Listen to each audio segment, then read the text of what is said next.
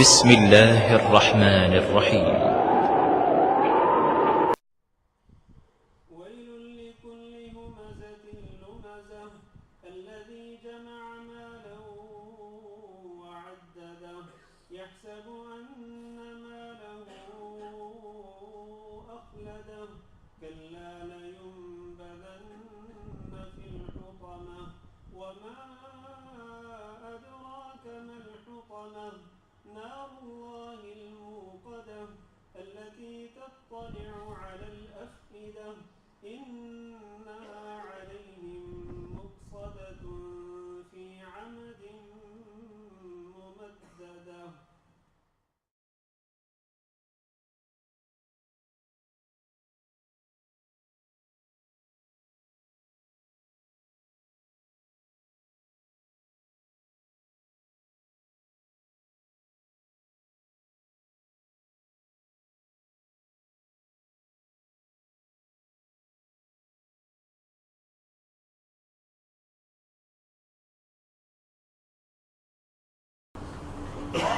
إن الحمد لله نحمده ونستعينه ونستغفره ونعوذ بالله من شرور أنفسنا ومن سيئات أعمالنا من يهده الله فلا مضل له ومن يضلل فلا هادي له وأشهد أن لا إله إلا الله وحده لا شريك له وأشهد أن محمدا عبده ورسوله. اللهم صل على محمد وعلى آل محمد كما صليت على إبراهيم وعلى آل إبراهيم إنك حميد مجيد. على محمد وعلى آل محمد كما باركت على إبراهيم وعلى آل إبراهيم إنك حميد مجيد.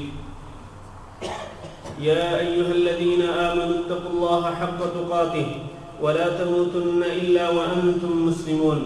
يا أيها الناس اتقوا ربكم الذي خلقكم من نفس واحدة وخلق منها زوجها وبث منهما رجالا كثيرا ونساء واتقوا الله الذي تساءلون به والأرحام إن الله كان عليكم رقيبا. يا أيها الذين آمنوا اتقوا الله وقولوا قولا سديدا يصلح لكم أعمالكم ويغفر لكم ذنوبكم ومن يطع الله ورسوله فقد فاز فوزا عظيما.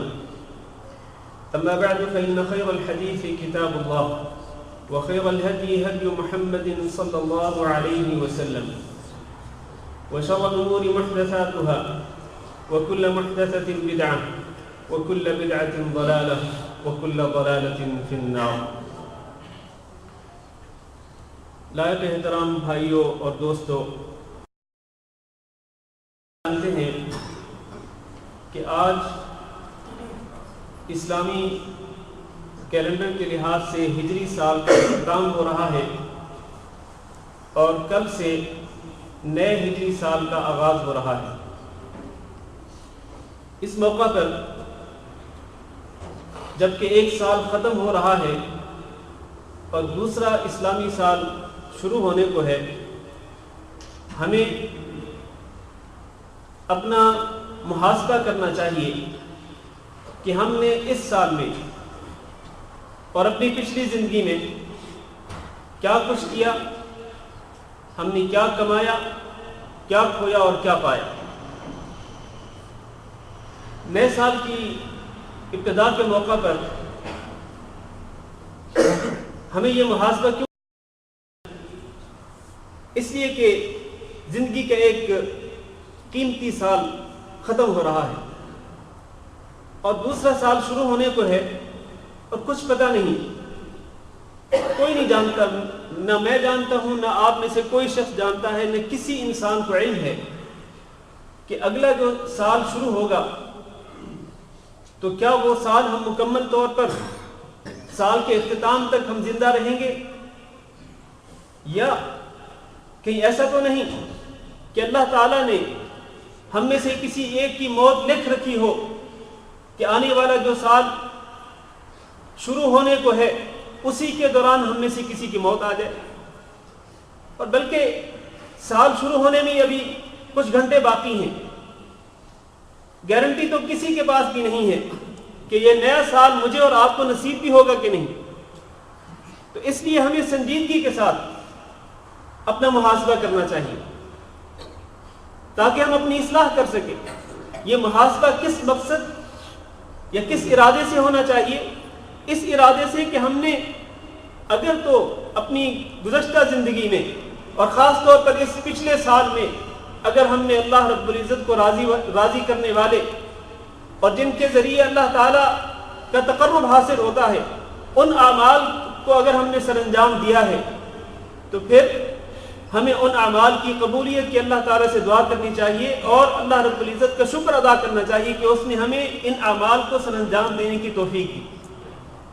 لیکن اگر ہم نے اس پچھلے سال میں اور اسی طرح پچھلی زندگی میں ہم نے اللہ تعالیٰ کی نافرمانیاں کی ہیں، ہم نے گناہوں کے ارتکاب کیا ہے، ہم نے اپنے آپ کو گناہوں میں ملوث کر لیا ہے، بری طرح سے ہم نے اپنے نفس کو برائیوں کے ساتھ گندا کر لیا ہے، تو پھر ہمیں آئندہ کی فکر کرنی چاہیے۔ اب تک جو ہو گیا سو ہو گیا، جو کچھ ہم نے کیا، اللہ کی نافرمانیاں، برائیاں اور گناہ جو کچھ ہم کرتے رہے، ہم ان تمام گناہوں، برائیوں اور نافرمانیوں پر اللہ تعالیٰ سے معافی مانگیں، سچے دل کے ساتھ اللہ تعالیٰ کے سامنے توبہ کریں اور آئندہ کی اصلاح کا عزم کریں۔ یہ اصل مقصد ہے محاسبہ نفس کا کہ ہم اپنا محاسبہ کریں اس اسلامی سال کے اختتام پر اور نئے اسلامی سال کے آغاز پر، ورنہ پھر ہمیں یہ بات یاد رکھنی چاہیے ہمارا محاسبہ ضرور ہونے والا ہے، اور قیامت کے دن کا محاسبہ بڑا سخت ہوگا، بڑا ہی تلخ ہوگا، کہ جب ہم اللہ رب العزت کے سامنے پیش ہوں گے وہاں پر کوئی ہمارا یار و مددگار نہیں ہوگا، کوئی ہماری نصرت کرنے کو نہیں آئے گا، اور خود ہمارے پاس کچھ کے سامنے پیش کرنے کے لیے کہ ہم پیسہ دے کر کے اپنی جان چھڑوا لیں۔ حتیٰ کہ ہم یہ بھی چاہیں گے کہ ہم اپنے بیوی بچوں کو پیش کر کے، اپنے والدین کو پیش کر کے، اپنے بہن بھائیوں کو پیش کر کے اللہ تعالیٰ کے عذاب سے جان اپنی بچا لیں۔ اس جان کو بچانے کی خاطر ہم کچھ بھی کرنا چاہیں گے تو نہیں ہوگا، اور اس دن سوائے حسرت اور پشیمانی کے، سوائے ندامت کے کچھ بھی حاصل نہیں ہوگا۔ اس دن اگر کوئی چیز ہمارے اس نفس کی نجات کے لیے، جس کا میں محاسبہ کرنے کی آج دعوت دے رہا ہوں اپنے آپ کو بھی اور آپ کو بھی، اس نفس کو بچانے کے لیے، اس کو نجات دلانے کے لیے اگر ہمارے پاس کچھ ہوگا تو وہ ہمارا اپنا کیا دھرا ہوگا، ہمارے اپنے اعمال ہوں گے۔ لہذا ہمیں اپنا محاسبہ آج ہی کر لینا چاہیے کہ کل قیامت کے دن اپنے اس نفس کو بچانے کی خاطر ہم نے کیا کیا ہے، اور کہیں ایسا تو نہیں کہ ہم نے ایسے اعمال کر رکھے ہیں کہ جو ہمارے اس نفس کی تباہی اور بربادی کا سبب بن جائیں گے، والعیاذ باللہ۔ یہ وجہ ہے کہ رسول اکرم صلی اللہ علیہ وسلم اپنے ہر خطبہ میں یہ ارشاد فرماتے تھے کہ نعوذ باللہ من شرور انفسنا ومن سیئات اعمالنا، نعوذ باللہ من شرور انفسنا، ہم اللہ تعالیٰ کی پناہ مانگتے ہیں، اللہ کی پناہ چاہتے ہیں، کس سے؟ من شرور انفسنا، اپنے نفسوں کے شرور سے، اپنے نفسوں کی برائیوں سے اللہ کی پناہ چاہتے ہیں، ومن سیئات اعمالنا، اور اپنے اعمال کی برائیوں سے ہم اللہ تعالیٰ کی پناہ مانگتے ہیں، کیونکہ یہ نفس کی برائی جو ہے یہ انسان کو قیامت کے دن لے ڈوبے گی۔ یہ نفس کی جو طغیانی ہے، یہ نفس کی جو سرکشی ہے، یہ انسان کی تباہی بربادی کا سبب بن جائے گی۔ آج ہم نے اس نفس کو بے لگام چھوڑ رکھا ہے کہ جو چاہے کرتا رہے، جیسے چاہے کرتا رہے، اللہ تعالیٰ کی نافرمانی، اللہ کے احکامات کو پس پش ڈالنا، اللہ تعالیٰ کے احکامات سے سرکشی کرنا، ہم نے اس نفس کو بے لگام چھوڑ رکھا ہے۔ ہم اس نفس کی پیروی کرتے ہیں، اس نفس کے پیچھے پیچھے بھاگتے ہیں، یہ نفس ہمارا قائد، ہم اس کے پیچھے چلنے والے، رہنما، ہم اس کی اتباع کرنے والے۔ اور یہ نفس جو ہے جس کا محاسبہ کرنے کی میں آج آپ کو دعوت دے رہا ہوں، اس نفس کو ان برائیوں سے پاک کرنے کی اہمیت کیا ہے؟ قرآن مجید میں آپ ذرا غور کریں، اللہ تعالیٰ فرماتے ہیں وَالشَّمْسِ وَضُحَاهَا وَالْقَمَرِ إِذَا تَلَاهَا والنہار اذا جلاها، متعدد قسمیں اٹھائیں اللہ تعالیٰ نے. والقمر اذا تلاها والنہار اذا جلاها واللیل اذا یغشاها والسماء وما بناها والارض وما طحاها ونفس وما سواها. اس نفس کی قسم کہ جس کو اللہ تعالیٰ نے ٹھیک طرح سے بنایا. پھر بنانے کے بعد کیا کیا؟ فألہمها فجورها وتقواها. اللہ تعالیٰ نے الہام کر دیا اس نفس کی طرف کہ تمہارے گناہ کا کام یہ ہے، اس کو نہیں کرنا.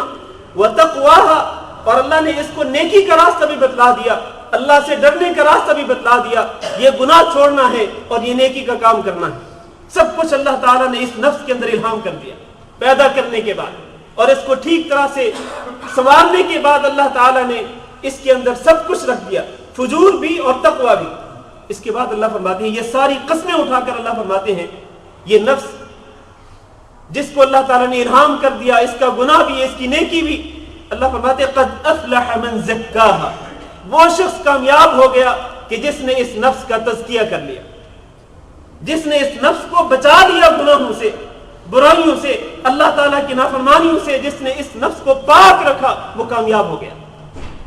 وقد خاب من دساها، ایک وہ جس نے اس نفس کو پاک رکھا، دوسرا وہ جس نے اس نفس کو ملوث کر لیا گناہوں کے اندر، برائیوں کے اندر اور اللہ کی نافرمانیوں کے اندر.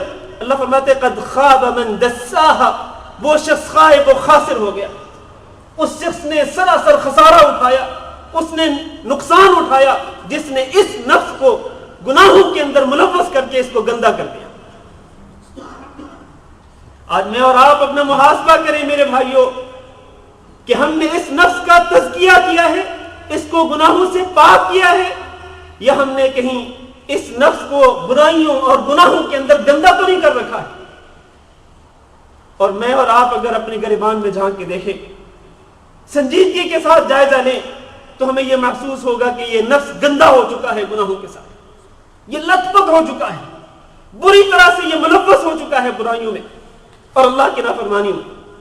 اگر آج ہم اس نفس کے تزکیہ کا خیال نہیں کرتے، اگر ہم آج اس نفس کو پاک نہیں کر لیتے، تو پھر کل قیامت کے دن اللہ فرماتے ہیں یوم تأتی کل نفس تجادل عن نفسها وتوفى كل نفس ما عملت وهم لا يظلمون. اس دن یعنی قیامت کے دن ہر نفس آئے گا تجادل عن نفسها، اور ہر نفس اپنے بارے میں ہی جھگڑا کرے گا، ہر نفس اپنے آپ کو بچانے کی فکر میں ہوگا. پھر اس دن کیا ہوگا؟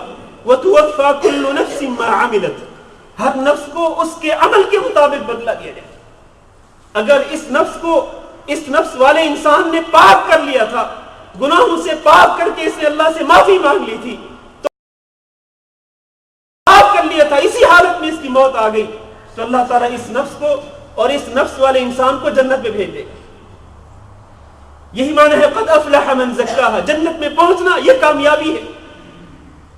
لیکن جس شخص نے اس نفس کو گندا کر دیا، برائیوں میں گناہوں میں توبہ نہیں کی، اور اسی گندگی کی حالت میں اس کی موت واقع ہو گئی، اسی کے بارے میں اللہ نے فرمایا قد خاب من دساها، یہ شخص خائب و خاسر ہوگا، اس کو جہنم میں پھینک دیا جائے گا والعیاذ باللہ. لہذا آج ہمیں سنجیدگی کے ساتھ محاسبہ کر لینا چاہیے، اور قیامت کے دن کا محاسبہ بڑا سخت اور بڑا ہی کڑا ہوگا. اللہ فرماتے ہیں وَنَضَعُ الْمَوَازِينَ الْقِسْطَ لِيَوْمِ الْقِيَامَةِ فَلَا تُظْلَمُ نَفْسٌ شَيْئًا. ہم قیامت کے دن وہ ترازو لگا دیں گے، وہ میزان ہم نصب کر دیں گے کہ جو انصاف کرنے والے ہوں گے. ان میزانوں کے ذریعے کوئی ظلم نہیں ہوگا، زیادتی نہیں ہوگی. لا تظلم نفس شیئا، کسی نفس پر کچھ بھی ظلم نہیں کیا جائے گا، ہر نفس کو اس کے اعمال کے مطابق اس کو بدلہ دیا جائے گا. اور اللہ نے فرمایا یوم تجد کل نفس ما عملت من خیر محضرا. یوم تجد کل نفس، ہر نفس اپنے سامنے پائے گا اس نے جو کچھ بھی عمل کیا، من خیر، جو اس نے خیر کا عمل کیا وہ اس کو اپنے سامنے پائے گا. وما عملت من سوء، اور نفس نے جو برا عمل کیا ہوگا تود لو ان بینہا وبینہ امدا بعیدا. اس دن یہ نفس خواہش کرے گا کہ کاش اس نے جو برے اعمال کیے، ان برے اعمال اور اس کے درمیان بہت بڑی مسافت ہوتی. لیکن اس دن یہ مسافت کی خواہش کرنے کے باوجود یہ نفس ان برے اعمال کی بربادی سے نہیں بچ سکے گا. اس دن کی تباہی سے یہ شخص، یہ نفس ہر نفس کے سامنے ہوگا. اور اللہ تعالیٰ فرمائے گا اقرأ کتابک، اس کا نام اعمال، اس کی زندگی کی کتاب اللہ تعالیٰ اس کے سامنے کھول کے رکھ دے گا. اللہ فرمائے گا اقرأ کتابک، اپنے نام اعمال کو، اپنی زندگی کی کتاب کو پڑھ لو. کفا بنفسک اليوم علیک حسیبا، تمہارا نفس ہی تمہارا محاسبہ کرنے کے لیے کافی ہے. تو قیامت کے دن اگر ہم اس نفس کو محاسب مان لیں گے کہ یہ نفس ہمارا محاسبہ کر لے اس نام اعمال کی روشنی میں، تو اس دن پھر جو محاسبہ ہوگا وہ بڑا کڑا، بہت سخت ہوگا. تو اس دن کی پشیمانی سے اور اس دن کی حسرت اور اس دن کی ندامت سے بچنے کے لیے ضروری ہے کہ ہم آج ہی اپنے اس نفس کا محاسبہ کر لیں. اس نفس سے اب تک، خاص طور پر اس اسلامی سال کے دوران، اس نفس نے کیا کمایا ہے اور کیا کھویا اور کیا پایا ہے. فَمَن يَعْمَلْ مِثْقَالَ ذَرَّةٍ خَيْرًا يَرَهُ وَمَن يَعْمَلْ مِثْقَالَ ذَرَّةٍ شَرًّا يَرَهُ. قیامت کے دن جب محاسبہ ہوگا تو کسی نے اگر ایک رائی کے دانے کے برابر بھی نیکی کا عمل کیا ہوگا تو اپنے سامنے پائے گا، اور اگر رائی کے دانے کے برابر کو برا عمل کیا ہوگا تو وہ بھی اپنے سامنے دیکھے گا.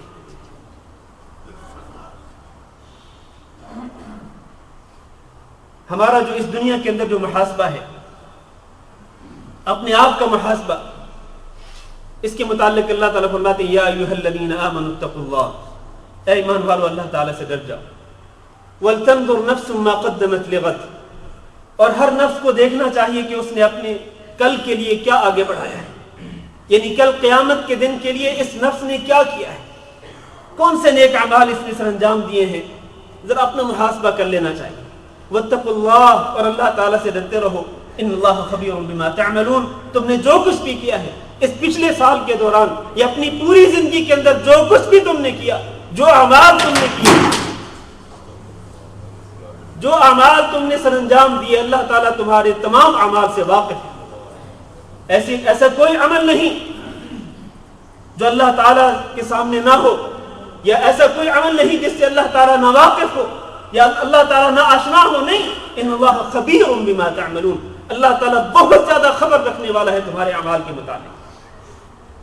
تو ہمیں محاسبہ کرنا چاہیے. اور حضرت عمر بن خطاب رضی اللہ تعالیٰ عنہ کہا کرتے تھے حاسبوا انفسکم قبل ان تحاسبوا، اپنا محاسبہ خود ہی کر لو اس سے پہلے کہ تمہارا محاسبہ قیامت کے دن کوئی اور کرے. اللہ تعالیٰ کے سامنے جو تمہارا محاسبہ ہوگا، اس محاسبے سے پہلے اپنا محاسبہ خود ہی کر لو. وزنوا اعمالکم قبل ان توزن علیکم، اور اپنے اعمال کا وزن خود ہی دیکھ لو اس سے پہلے کہ قیامت کے دن تمہارے اعمال کا وزن کیا جائے. جب قیامت کے دن اعمال کا وزن ہوگا تو اللہ فرماتے ہیں والوزن یومئذ الحق، قیامت کے دن وزن برحق ہوگا. فمن ثقلت موازینہ فاولئک هم المفلحون، جس کے ترازو بھاری ہو جائیں گے نیک اعمال کے ساتھ وہ کامیاب ہوگا. ومن خفت موازینہ، اور جس کا ترازو جو ہے وہ ہلکا پڑ جائے گا، یعنی گناہوں کا بوجھ زیادہ ہو جائے گا، نیکیوں کا وزن کم ہو جائے گا. فاولئک الذین خسروا انفسهم، یہی لوگ ہی ہوں گے جو اپنے آپ کو خسارے میں ڈالنے والے ہوں. بما كانوا بآیاتنا یظلمون. تو حضرت عمر بن خطاب رضی اللہ تعالیٰ عنہ اسی بات کی تنبیہ کیا کرتے تھے کہ اس دن کے وزن سے پہلے ہی اپنے اعمال کا وزن تم خود ہی اپنی زندگی کے اندر کر لو، خود ہی اپنا محاسبہ کر لو.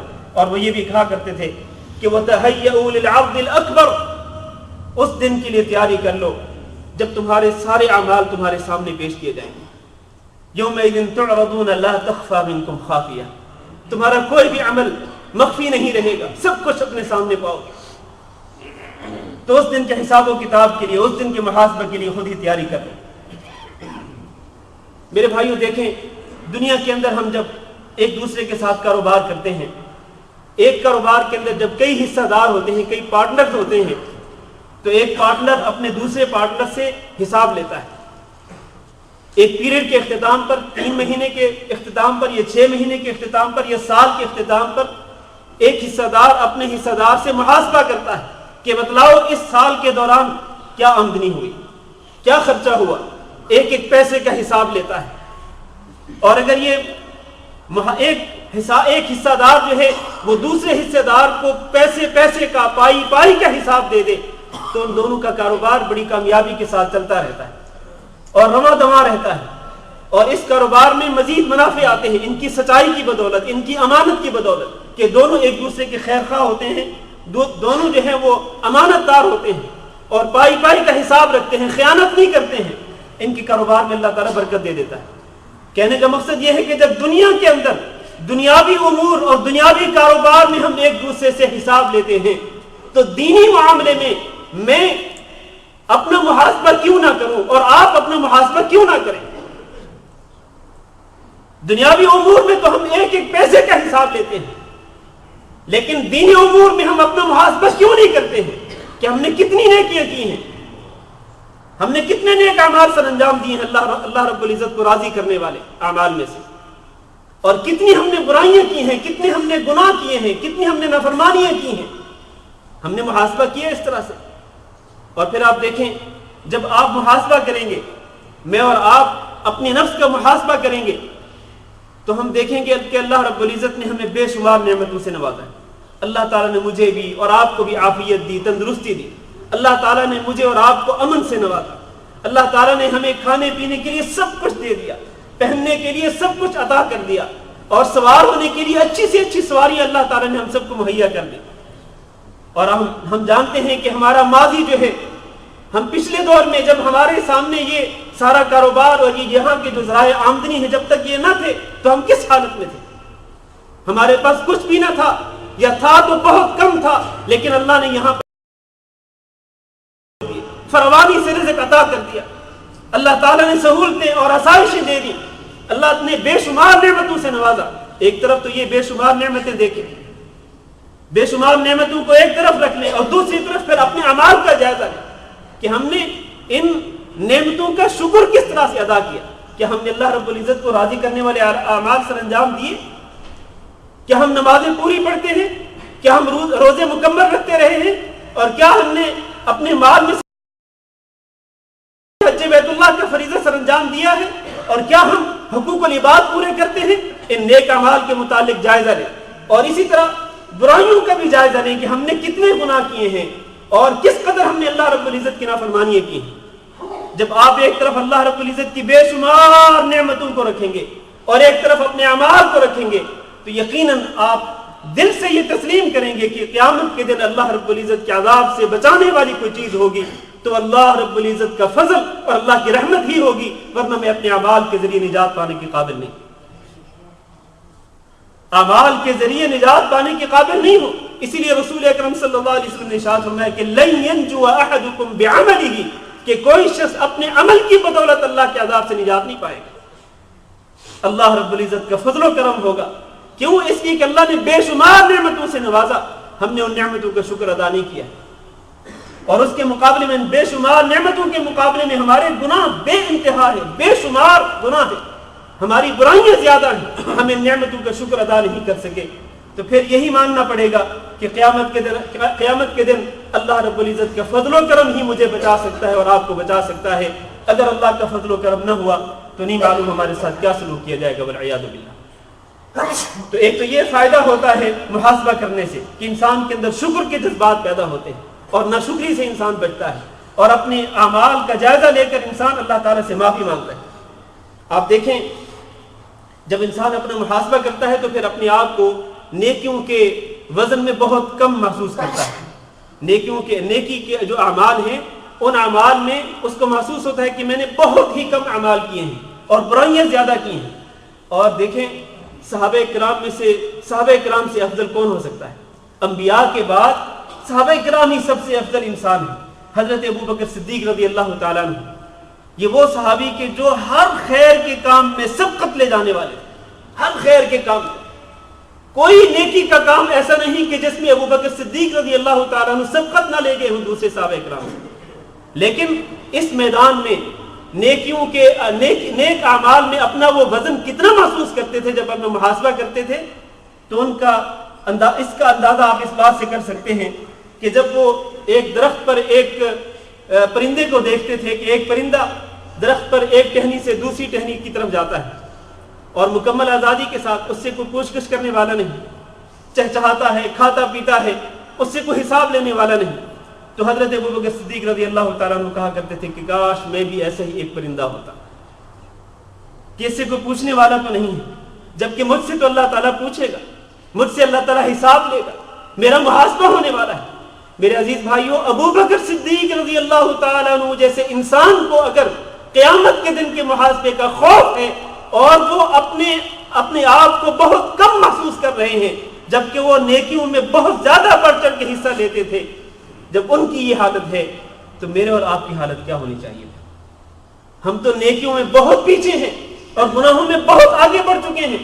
اللہ نے حالانکہ ہمیں نعمتوں میں بہت زیادہ نعمتوں سے نوازا ہے، لیکن پھر بھی ہم گناہ زیادہ کرتے ہیں، نیکیاں کم کرتے ہیں، پھر بھی ہم بے فکر ہیں، ہمیں اپنے محاسبہ کی فکر نہیں، جبکہ ابوبکر صدیق رضی اللہ تعالیٰ عنہ اپنا محاسبہ کرنے کے لیے فکر مند رہتے تھے اور قیامت کے دن کے محاسبے سے ڈرتے تھے۔ اور حضرت عمر بن خطاب رضی اللہ تعالیٰ عنہ دنیا کے اندر ہی اپنی زندگی میں اپنے آپ کو، اپنے نفس کو مخاطب کر کے کہا کرتے تھے کہ واللہ لتتقین اللہ، اے نفس تم اللہ تعالیٰ سے ڈرتی رہو، اللہ تعالیٰ سے ڈر کر گناہوں سے بچتی رہو، او لیحاسبنک اللہ، ورنہ پھر کیا ہوگا، قیامت کے دن تمہارا محاسبہ اللہ تعالیٰ ضرور بھی ضرور کرے گا، یقینی طور پر تمہارا محاسبہ ہونے والا ہے۔ عمر بن خطاب رضی اللہ تعالیٰ عنہ بھی اپنے آپ کو تنبیہ کیا کرتے تھے، لہذا ہمیں بھی اپنے آپ کو تنبیہ کرنی چاہیے اور ہمیں بھی اپنا محاسبہ آج ہی کر لینا چاہیے۔ ہم نے کیا کھویا، کیا پایا، ہم نے کتنی اللہ تعالیٰ کی فرمانبرداریاں کی ہیں اور کتنی اللہ تعالیٰ کی نافرمانیاں کی ہیں، اس طرح ہم اپنی اصلاح کر سکتے ہیں۔ آپ دیکھیں کہ اگر بالفرض ایک شخص کی زندگی جو ہے وہ 60 سال ہو، فرض کر لیں کہ ایک شخص کی زندگی 60 سال، اس وقت وہ 60 سال کا ہے، اللہ تعالیٰ سب کو لمبی زندگی دے اور سب کو اللہ تعالیٰ صحت اور تندرستی سے نوازے اور اللہ تعالیٰ ہم سب کا خاتمہ ایمان پر فرمائے۔ ایک شخص کی زندگی اگر اس وقت 60 سال ہو تو وہ یہ سوچے کہ 60 سال میں کتنے دن ہوتے ہیں۔ اگر 60 سال کے دن بنائے جائیں تو 21,900 دن بنتے ہیں، اور اگر وہ یہ فرض کر لے کہ ہر دن اس نے ایک گناہ کیا ہے، اگر وہ فرض کر لے کہ ہر دن اس نے ایک گناہ کیا، حالانکہ ہم ایک دن میں کئی گناہ کرتے ہیں، لیکن ایک ہی گناہ اگر شمار کریں ایک دن کا، تو اس کا مطلب یہ ہے کہ آپ نے 21,900 گناہ آپ نے کر لیے، 21,900 گناہ۔ اگر یہ ایک دن کا ایک ہی گناہ اپنے سامنے رکھیں تو، ورنہ اگر ایک دن کے 10 گناہ 20 گناہ اگر ہم اپنے سامنے رکھ لیں اور پھر محاسبہ کریں، حساب کر لیں، تو نہیں معلوم یہ برائیاں اور یہ گناہ جو ہیں وہ کتنے لاکھوں میں پہنچ جائیں۔ تو میرے بھائیوں، یہ زندگی بہت ہی محدود ہے، موت آنے والی ہے یقینی طور پر، 60 سال کا ہو کوئی، 70 سال کا ہو، یا حتیٰ کہ کوئی اگر کم عمر بھی ہو، موت ہر حال میں آنے والی ہے، کسی کے پاس لمبی زندگی کی کوئی گارنٹی نہیں ہے۔ اذا جاء اجلهم فلا بھر کی بھی مہلت نہیں ملے گی جب وقت مقررہ آئے گا موت کا۔ لہذا ہمیں موت کے بعد جو ہمارا حساب ہونے والا ہے، قبر میں ہم سے سوال و جواب ہونے والے ہیں، قیامت کے ہونے والا ہے، ہمارے اعمال کا وزن ہونے والا ہے، تو اس دن کی تلخیوں سے اور آخرت کے دن کی ہولناکیوں سے اور اس دن کی ندامت اور حسرت سے بچنے کے لیے ہمیں آج اسی دنیا کے اندر ہی اپنی زندگی میں ہی اپنا محاسبہ کر لینا چاہیے۔ اس طرح ہم اپنی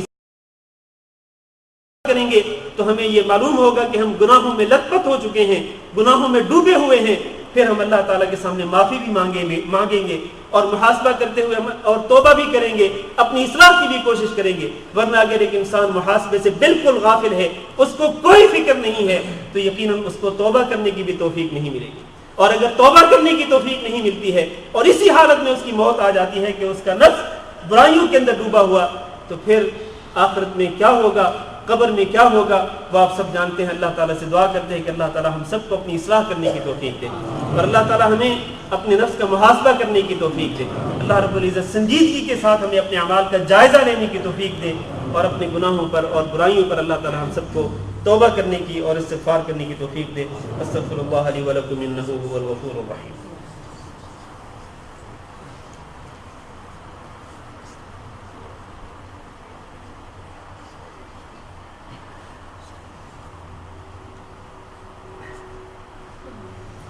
إن الحمد لله نحمده ونستعينه ونستغفره ونعوذ بالله من شرور أنفسنا ومن سيئات أعمالنا من يهده الله فلا مضل له ومن يضلل فلا هادي له وأشهد أن لا إله إلا الله وحده لا شريك له وأشهد أن محمدا عبده ورسوله اللهم صل على محمد وعلى آل محمد كما صليت على إبراهيم وعلى آل إبراهيم إنك حميد مجيد.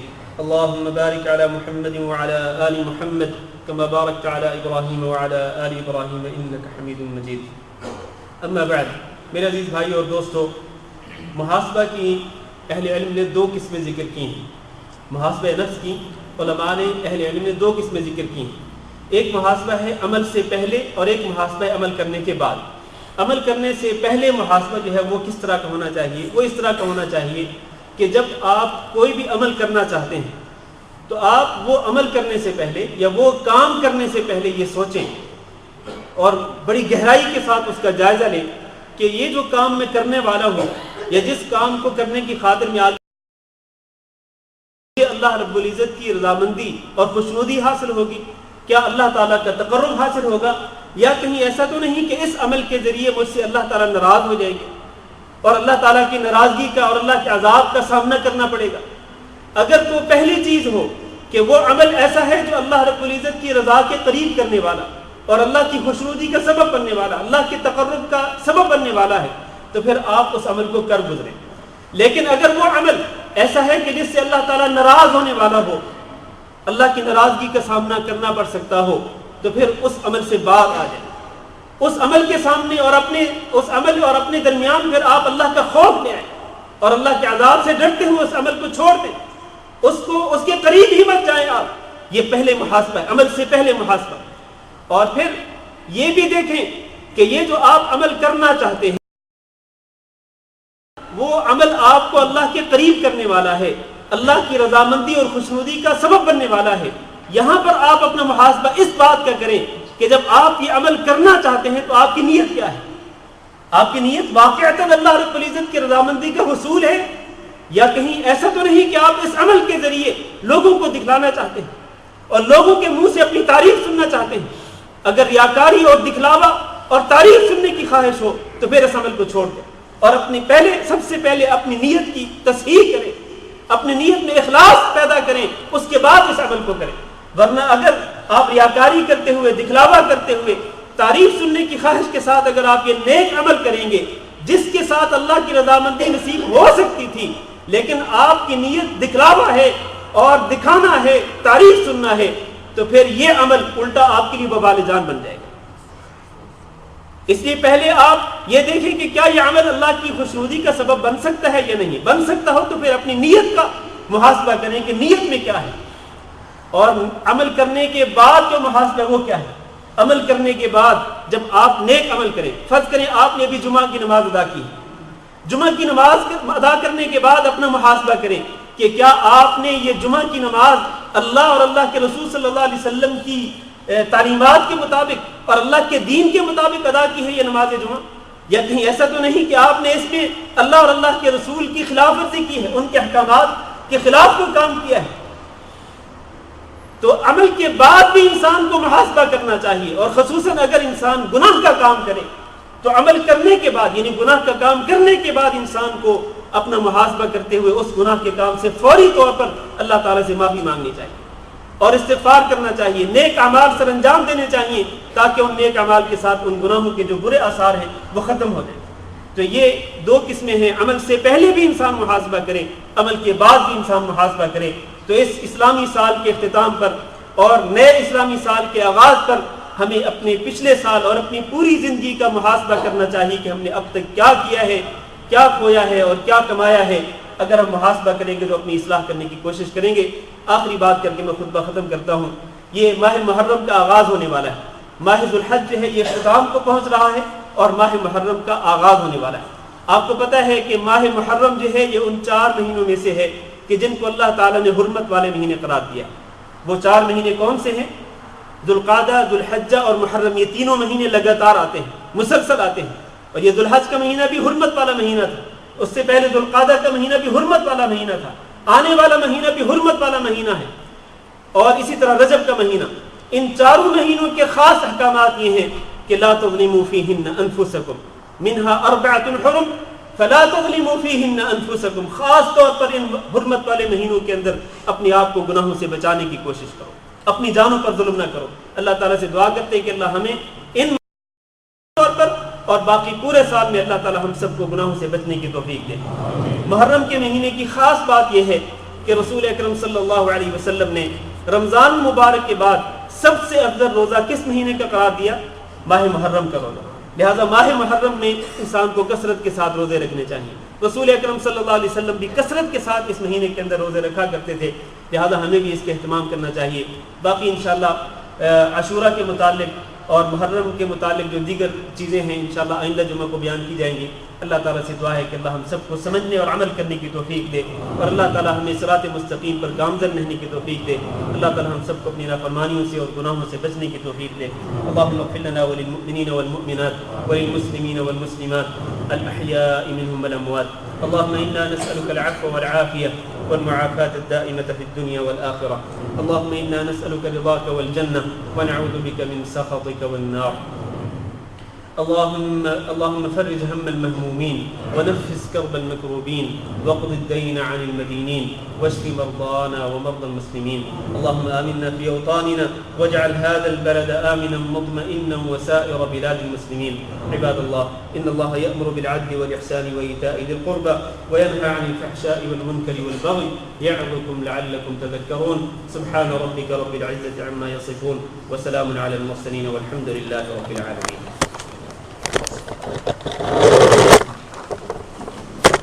الله أكبر الله أكبر، أشهد أن لا إله إلا الله، أشهد أن محمد رسول الله، حي على الصلاة حي على الفلاح، قد قامت الصلاة قد قامت الصلاة، الله أكبر الله أكبر، لا إله إلا الله۔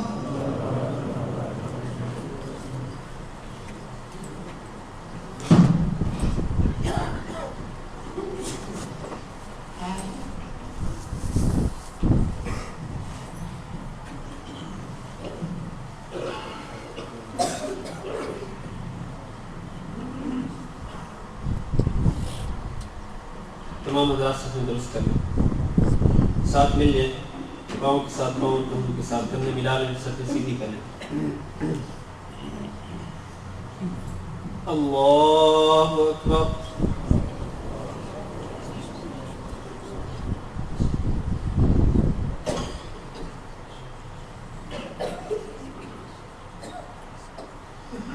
الحمد لله رب العالمين الرحمن الرحيم مالك إياك نعبد وإياك نستعين اهدنا الصراط المستقيم صراط أنعمت عليهم غير المغضوب عليهم ولا الضالين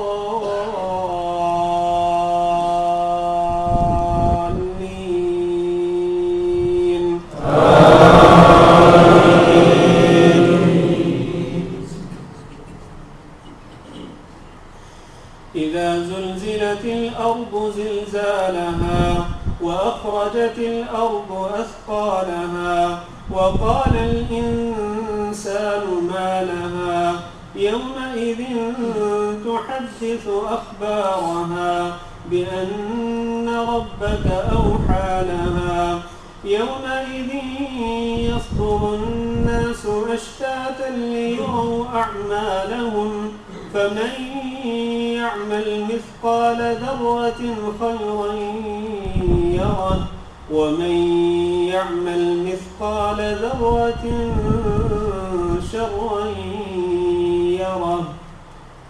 الله أكبر۔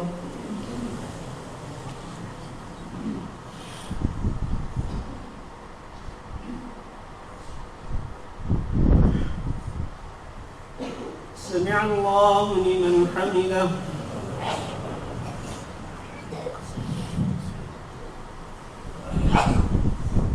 الله أكبر۔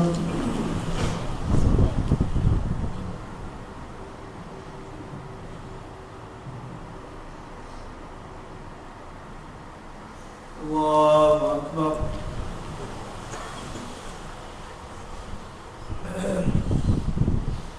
الله أكبر.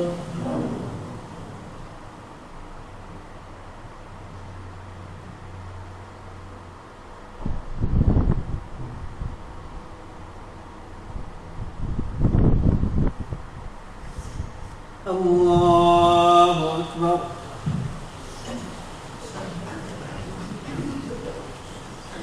الحمد لله رب العالمين الرحمن الرحيم مالك يوم الدين إياك نعبد وإياك نستعين اهدنا الصراط المستقيم صراط الذين أنعمت عليهم غير المغضوب عليهم ولا الضالين.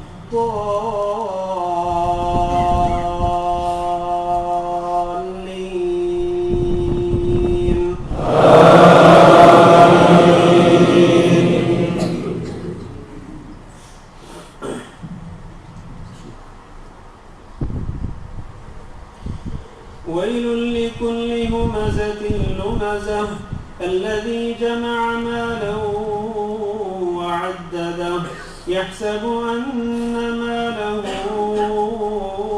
أخلده كلا لينبذن في الحطمة وما أدراك ما الحطمة نار الله الموقدة التي تطلع على الأفئدة إنها عليهم مؤصدة في عمد ممددة.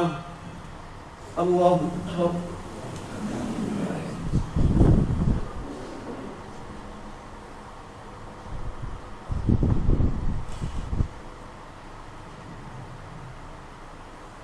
سمع الله لمن حمده.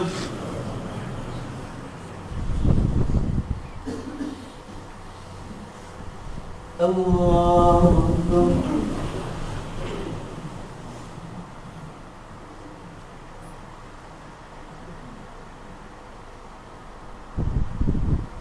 الله أكبر.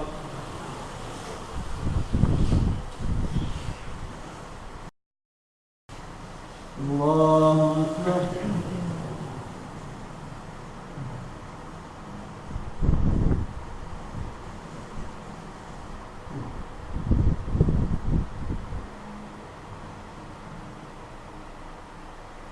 الله أكبر.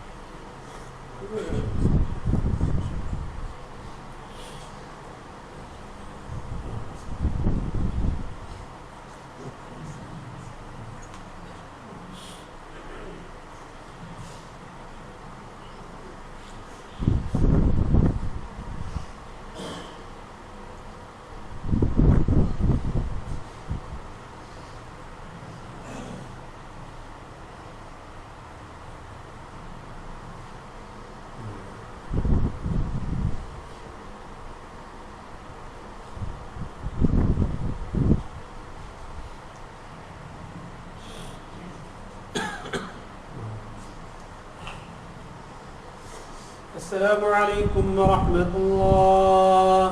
السلام عليكم ورحمة الله.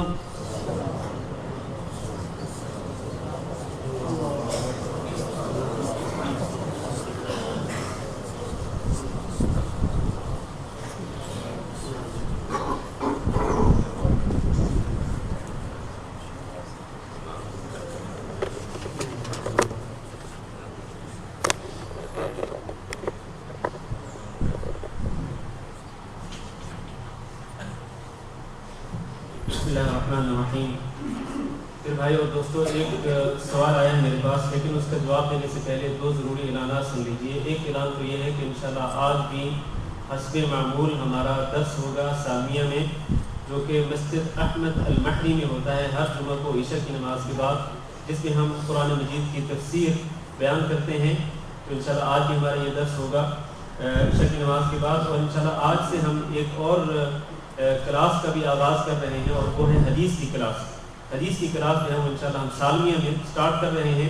تو جن لوگوں نے پچھلے جمعہ کو نام لکھوائے تھے وہاں پر سالمیہ میں اس حدیث میں شرکت کرنے کے لیے، وہ حضرات بھی آج ضرور تشریف لائیں۔ انشاءاللہ حدیث کی کلاس ہوگی اسی درس تفسیر کے بعد ہی انشاءاللہ، اور مزید حضرات بھی اگر شامل ہونا چاہیں اس کلاس میں تو انشاءاللہ آپ شامل ہو سکتے ہیں، وہاں پر تشریف لائیے۔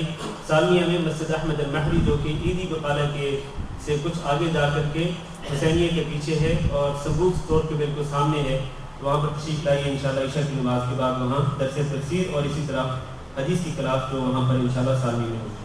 اور دوسرا اعلان جو ہے وہ ہمارے ماہانہ پروگرام کے حوالے سے ہے، جو کہ قرطبہ میں ہوتا ہے ہر مہینے کی پہلی جمعرات کو۔ تو انشاءاللہ آئندہ جمعرات کو عشاء کی نماز کے بعد قرطبہ جمیل میں یا کلاس الاسلامی میں یہ پروگرام ہوگا، وہاں پر انشاءاللہ 2 درس ہوں گے اور انشاءاللہ سوال و جواب کی نشست بھی ہوگی۔ تو آپ حضرات سے گزارش ہے کہ آپ اس پروگرام میں ضرور تشریف لائیں۔ وہاں پر خواتین بھی آ سکتی ہیں، ان کے لیے الگ باپردہ انتظام موجود ہے۔ انشاءاللہ وہاں حضرات کو کھانا بھی دیا جائے گا۔ تو عشاء کی نماز کے بعد انشاءاللہ آئندہ جمعرات کو قرطبہ میں تشریف لائیے گا۔ سوال یہ ہے کہ جو لوگ مزدوری کسی کی نہیں دیتے ان کے بارے میں رسول اکرم صلی اللہ علیہ وسلم نے کیا فرمایا؟ ایک آدمی کے پاس میں نے کام کیا ہے، 1 سال سے وہ میرے پیسے نہیں دے رہا، کہتا ہے تو میرے پاس دوبارہ آ جا پھر دوں گا۔ یعنی یہ صاحب جو ہیں انہوں نے 1 سال سے وہ میرے پیسے نہیں دے رہا، یعنی 1 سال پہلے انہوں نے مزدوری کی تھی کسی کے ہاں، اور اب تک وہ جس نے کام کروایا 1 سال گزرنے کے باوجود انہوں نے اس کام کرنے والے بندے کو اپنی مزدوری نہیں دی ہے، اس کا حق خدمت جو ہے یا حق مزدوری جو ہے وہ اس کو نہیں دیا ہے۔ تو میرے بھائیو یہ بہت بری بات ہے، نہایت ہی بری بات، اور یہ بہت بڑا گناہ۔ حدیث میں تو یہ کہا جاتا ہے، حدیث میں یہ بیان کیا گیا ہے کہ ایک مزدور جب مزدوری کرتا ہے تو اس کا پسینہ خشک ہونے سے پہلے اس کی مزدوری اس کو کیا کرو، اس کی مزدوری اس کو دے دو۔ کب دو اس کو؟ کہ اس کو ٹال مٹول کرتے رہو کہ 1 مہینے کے بعد آنا، 2 مہینے کے بعد آنا یا 6 مہینے کے بعد آنا، نہیں، اس کا پسینہ خشک ہونے سے پہلے اس کا حق مزدوری اس کو دے دو۔ یہ ہمارا اسلام ہمیں اس کی دعوت دیتا ہے، ہمیں اس کا حکم دیتا ہے ہمارا اسلام، رسول اکرم صلی اللہ علیہ وسلم کا یہ حکم ہے۔ لیکن اگر ہم اس کی بجائے کہ اس کو فوری طور پر مزدوری دینے کی بجائے اگر ہم اس کو ٹالتے رہیں، بھئی دیکھیں آپ نے اس سے کام لے لیا ہے، آپ نے اس سے خدمت لے لی ہے، کیوں نہیں دیتے آپ اس کا حق؟ یہ تو عجیب سی بات ہے کہ آپ اس سے کام لے لیں پھر آپ اس کا حق نہ دیں، اس کی مزدوری جو اس کا حق ہے جس پر آپ سے اتفاق ہوا۔ ظاہر ہے کہ جب آپ نے اس سے کام لیا تھا تو آپ نے اس کے ساتھ اتفاق کیا ہوگا کہ بھئی آپ میرے پاس اتنا کام کریں، میں آپ کو اتنی مزدوری دوں گا۔ یہ ایک اتفاق ہوتا ہے، ایک عہد ہوتا ہے، عہد۔ اور اللہ قرآن مجید میں فرماتے ہیں یا ایھا الذین آمنوا اوفوا بالعقود، اپنے عہد کو پورا کیا کرو۔ تو اپنے عہد کو توڑ دینا اور اپنے عہد کا پاس نہ کرنا یہ کتنی بڑی زیادتی ہے۔ اور خاص طور پر یہ مزدور طبقہ کے جو لوگ ہوتے ہیں کہ جو بیچارے روزانہ کی مزدوری کے ساتھ اپنا پیٹ پالتے ہیں اور اپنی بیوی بچوں کا پیٹ پالتے ہیں، اگر آپ ان کی مزدوری ان کو نہیں دیں گے تو کس طرح اپنا پیٹ بھریں گے؟ وہ کس طرح اپنے بیوی بچوں کی پرورش کریں گے؟ کس قدر زیادتی اور ظلم کی بات ہے یہ۔ اور اللہ نے قرآن مجید میں فرمایا ہے، قرآن مجید میں بھی اللہ تعالیٰ نے ظلم سے منع فرمایا ہے، اور حدیث قدسی میں آتا ہے اللہ تعالیٰ فرماتے ہیں کہ انی حرمت الظلم علی نفسی فلا تظالموا، اللہ فرماتے ہیں کہ میں نے اپنے اوپر ظلم کو حرام کر دیا ہے، یعنی میں کسی پر ظلم نہیں کرتا، میں نے اپنے اوپر یہ حرام کر رکھا ہے، لہذا تم بھی کسی کے اوپر ظلم نہ کیا کرو، ایک دوسرے پر ظلم کرنے سے بچا کرو۔ تو آج ظلم کی انتہا ہو جاتی ہے کہ سال گزر جاتا ہے اور مزدوری نہیں دی جاتی اور ٹال مٹول کی جاتی ہے۔ تو یہ نہایت ہی غلط رویہ ہے اور بہت ہی افسوسناک رویہ ہے۔ یہ رویہ کسی بھی شخص کو، کوئی بھی ہو، ہم میں سے کوئی بھی شخص اگر اس طرح کا رویہ رکھتے ہیں اپنے مزدوروں کے ساتھ تو اس کو اپنا محاسبہ کرنا چاہیے اور اللہ تعالیٰ سے معافی مانگتے ہوئے آج ہی ان کی مزدوری جو ہے وہ ادا کر دینی چاہیے۔ کہیں ایسا نہ ہو کہ موت آ جائے اور پھر قیامت کے دن یہی لوگ آپ کے گلے پڑ جائیں گے، پھر کیا ہوگا؟ آپ کی نیکی ان کو دے دی جائے گی اور ان کے گناہ آپ کے کھاتے میں ڈال دیے جائیں گے۔ لہٰذا اس دن کی اس طرح کی حسرت اور پچھتاوے سے بچنے کے لیے ہمیں یہ جو بندوں کے حقوق ہوتے ہیں، حقوق العباد، ہمیں آج ہی ان کو ادا کر دینے چاہیے۔ اللہ تعالیٰ ہم سب کو توفیق دے۔ جزاکم اللہ خیر۔